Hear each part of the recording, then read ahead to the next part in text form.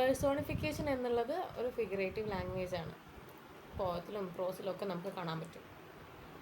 ഇതിൻ്റെ ഉദ്ദേശം എന്ന് പറയുന്നത് ഒരു ഇമാജിനേറ്റീവ് ക്വാളിറ്റി കൂട്ടാൻ.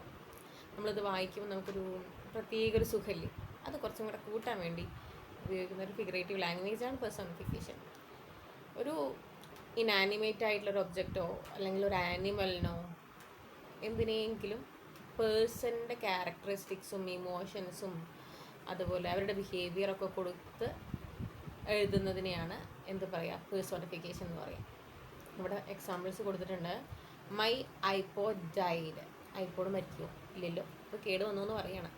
The trees danced in the trees.